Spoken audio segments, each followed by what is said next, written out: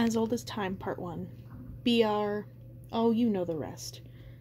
Belle refused to give in to hunger, but when she had slept and cried as much as her body could stand, her mind grew hungry.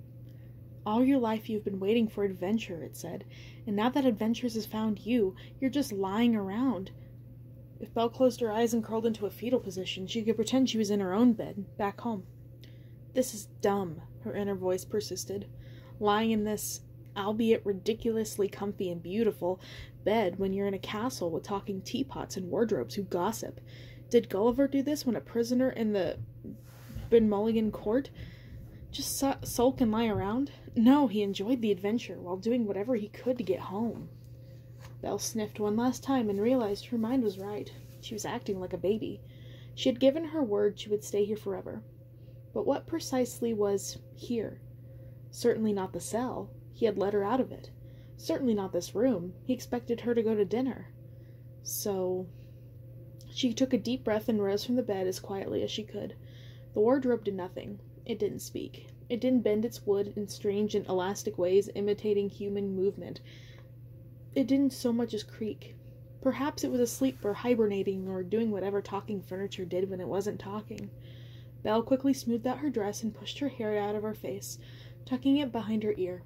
Then, with gentle, stealthy moves, she tiptoed over to the door and let herself out. Where to go first? The teapot. Find her and see if she would talk to me. Belle frowned thoughtfully. In smaller mansions, the kitchens were often in the back of the main building, so the heat wouldn't suffocate everyone in the summer. She decided to just head that way and descend any staircases she found. The rich carpets on the floors seemed mostly clean, but still puffed up little clouds of dust every 9th or 10th tiptoe. She put her finger out on the handrail as she went down the smooth, potentially deadly stone steps, and her fingertip came back a little gray. What a beautiful place this could have been, cleaned and polished, the sconces filled with beeswax candles. Belle's mind populated the castle with royalty from all the eras she could imagine. Recent ones with great powdered wigs and hats in the shapes of fanciful things like ships, great skirts, and billowed out ugly, garish makeup in the faces of those who gossiped behind embroidered silk vans. Renaissance rulers with thick curled collars and poison rings, intellect and conspiracy at every dinner. Ancient kings and queens in long, heavy dresses and cloaks, wise looks on their faces and solid gold crowns on their heads. Innocence in a world that they believed to possess unicorns and dragons and maps whose seas ran off at the edges, beyond where the Tigris were. Of course, maybe around here there were dragons and unicorns. Who knew? They had talking teacups. Belle froze at the thought.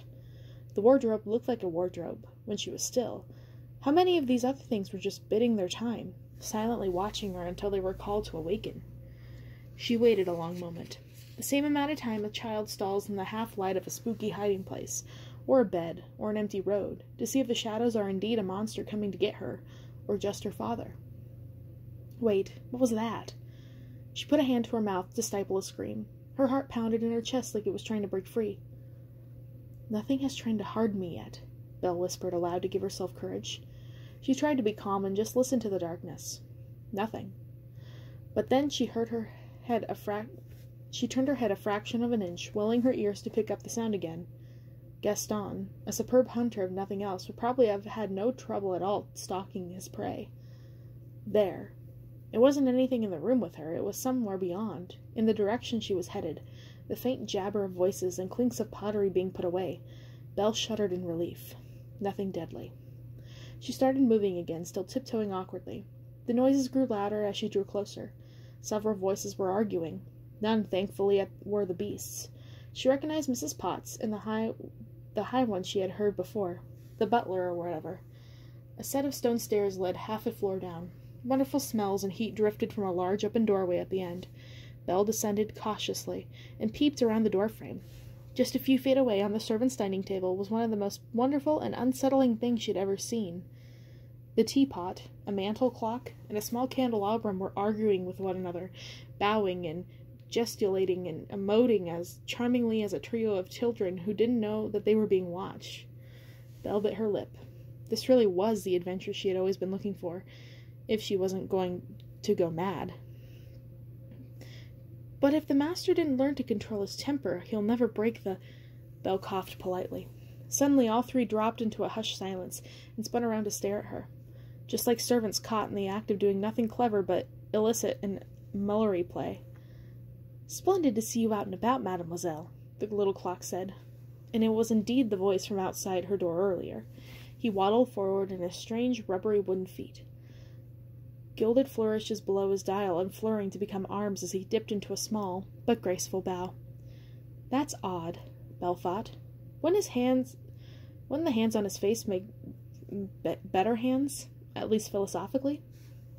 "I am Cogsworth, head of the household." He put his little golden hand out to hers, drawing it up for a polite kiss. The candelabrum was suddenly between them. He had 3 arms. Apparently the middle one was both his head and his body. The other 2 were, well, arms, and the flames hands. "This is Lumiere," the clock said with a disgruntled sniff. "Enchante, mi chérie," Lumiere said, kissing the back of her wrist. Her skin felt hot for a moment, like an ember from the fire had popped and landed on her, but it wasn't unpleasant. The candelabrum turned as if to throw a look of triumph back at the clock, but Cogsworth obviously thought it was too much and tried to shove Lumiere out of the way. The candelabrum responded by just touching the clock's wood, edging with one flame hand. "Youch!" Cogsworth shrieked against his will. Belle wasn't sure whether to laugh or pity them. Were they grown-ups? Were they children? Were they something else entirely? The little clock recovered himself, and with slightly bruised dignity, swished his minute and hour hands like they were a mustache he was resetting. "If there's anything we could do to make your stay more comfortable, extra pillows, maybe a pair of slippers." "Well," Belle said, "I am a little hungry, actually." "Did you hear that, dears?" the teapot said excitingly to the rest of the room. "She's hungry. Stoke the fire, break out the silver, wake the china." Belle looked up in the sudden noises in the rest of the room, a little alarmed. Almost everything was fluttering and shuffling. The china was indeed waking from whatever slumber it enjoyed. Dishes were very carefully shuddering themselves to life. Teacups were bouncing and trying to get out of their glass cabinet prison. The stove, which seemed so cheerful and warm and fiery at the end of the room, now began to yawn and stretch its great black iron arms and exhaust pipe. Belle drew into herself a little, alarmed.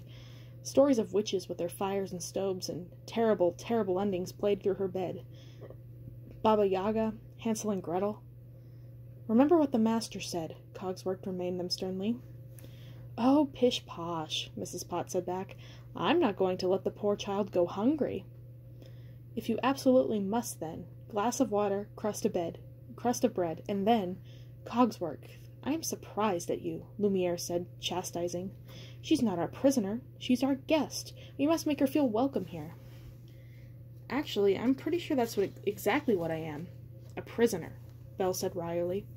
But she was distracted by the commotion around her. Pots were shifting themselves on the hob, crackling their lids to let steam out. The whole stove seemed to be holding its breath, or forcing it back down into its oven. Suddenly the fire expanded and grew more orange.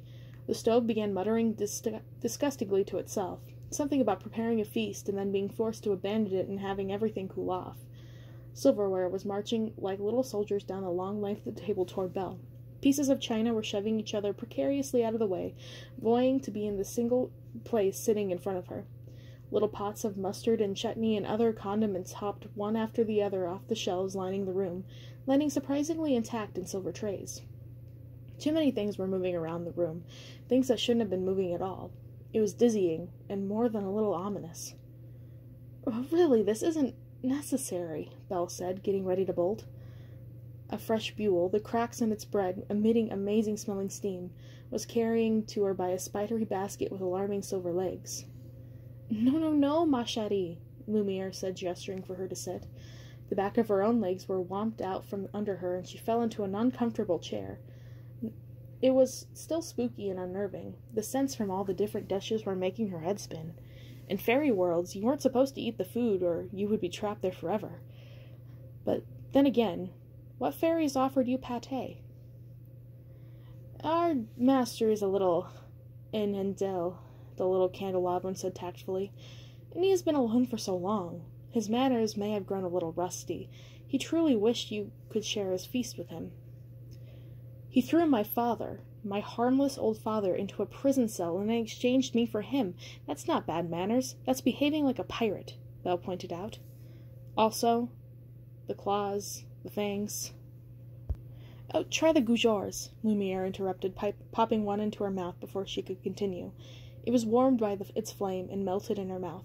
Nothing at all like the perfectly good but usually rock-hard ones she and her father baked. Oh, she couldn't stop saying. It's been so long since we had a guest. Mrs. Potts danced around on the table happily, somehow managing to fold a napkin with her sprout nose. She tossed it onto Belle's lap, a swan shape that gracefully unfolded as it fell, almost like it was flying. Belle shrank back, worried it was actually going to fly. I can't imagine why, she muttered. And then she was distracted by the food. Piles of it. More than a feast. A banquet. There was a leg of lamb, multiple terrines and soufflés, 3 soup courses, a delicate fish and white wine broth, and orange ice in between to clear the palate. There was a water glass, a golden glass for red wine, a crystal one for white, and a saucer for consommé. There were 7 forks of descending size and different numbers of tines, the last 3 whose use she couldn't even begin to work out. This was what the beast was planning to have for dinner with her? As what? An apology for keeping her prisoner? For the way he had treated her father? Maybe. Maybe the little accessories were right. Maybe he just didn't know how to ask nicely. No. Belle shook her head. She had read about this. The victims of kidnapping often wound up sympathizing with the predator. It was a sickness, a very scientifically predictable one. This was the 18th century, the age of reason, and a man-beast had thrown her father into a prisoner for simply trespassing. This wasn't just about a failure to be polite. This was about breaking the laws of France. Even if the little magical castle was hidden far from the worlds of Paris and Versailles. But the broth was nearly clear and colorless, singing with notes of the sea, and Belle had never actually been to the sea. When she broke her bread to dip, the crust shattered, the crumb inside moist to the point of being a custard. The terrine was so soft she managed only one tiny demi-taste spoonful. She and her father didn't eat fancily, but they ate well enough and even had meat once or twice a week. The herbs that still flourished in her mother's garden spiced up dishes more than it seemed like they should have. They supped well, like all Frenchmen and women. But even Christmas was nothing compared to this. Belle suddenly realized she was shoveling it all like a character from one of those stories who was tricked into eating magic food until he exploded or grew too large to escape. And a slightly more down-to-earth part of her spoke up warmingly, in what she liked to pretend was her mother's voice. You are, at the very least, going to have an extremely upset stomach from this rich new food. You really made this all for me, she said, pausing to wipe her mouth. Of course, dear, the teapot said glowingly. You're our first guest in ages. Years of bouncing around this dusty castle with nothing to do, and no one to serve. No one but your master. He doesn't have very refined taste or desires, the candelabrum said tactfully, admiring the flame on one of his hands. He didn't really put us to work, as it were. He doesn't even sleep in a proper bed, Miss Potts said severely. Just curls up like a kitten wherever it's soft or warm. Cogsworth shot her a look. Even with numbers instead of eyes, it was easy to tell he didn't approve of this sort of gossip about their employer. But he didn't disagree either. There are no human servants here at all? Why? Cogsworth asked, a little offended. Do you require one? We do everything ourselves, Mrs. Potts explained gently. The dusters take a bit of prompting, and getting the mops to do the job properly requires some direct supervision on my part, but on the whole, yes, we take care of the castle ourselves. Not that there's been much to take care of for the last 10 years, Belle suggested innocently. Yes, 10 years, the teapot continued, lost in her memories, unaware of the desperate handshakes and looks the other two were giving her. Why 10 years? Belle asked. What happened 10 years ago? The 3 little creatures looked at each other warily. Well, let's just say that's how long it's been since we've been graced with a visitor, Cogsworth said. You're not going to tell me? She said with a sigh. Lumiere seemed to be on the brink of saying something. It's quite late, Cogsworth interrupted, stretching strangely as if to look at his own face. Time enough for stories another night. Off to bed now, eh?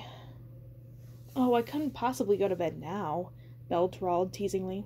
The food had settled warmly in her stomach, and the rich wine too. It was hard to be afraid of anything with a full tummy and adequate rest. And how much of a threat could these 3 adorable talking objects be? This was delicious, thank you, but I think I'd like to take a look around the castle where I'll be imprisoned for the rest of my life now. Oh, forever was just a word, Lumiere said philosophically, whirling one of his hand flames around. To a candle burning on both ends, forever is an hour. But if you want a tour, my Shetty, I would be glad to assist. I don't know if that's such a good idea, Cogsworth said quickly. We wouldn't want her poking around certain places. Oh, but couldn't you take me? Belle asked, tickling Cogsworth under his dial. He giggled like a very pleased toddler. I'll bet you know everything about the castle. Oh, well, I do, of course, I do. Yes, of course, he sputtered. I'd be delighted to impart some of my knowledge. No harm in that. Right this way. The little clock hopped off the table and began to waddle out of the room down the hall. The kitchen, he began, is, of course, like most castles, the oldest part of the main building still remaining. We have found markings on the walls near the back indicating that it's been back to the Roman days. Lumiere cocked his middle candle, his head at Belle. Well, you certainly turned him upside down in a moment, ma chérie, he said with appreciation. There's a lot more to you than it would appear. Don't judge a book by its cover, she retorted, following the clock out. Lumiere barked out laughter, and sparks sprayed harmlessly on the stone floor.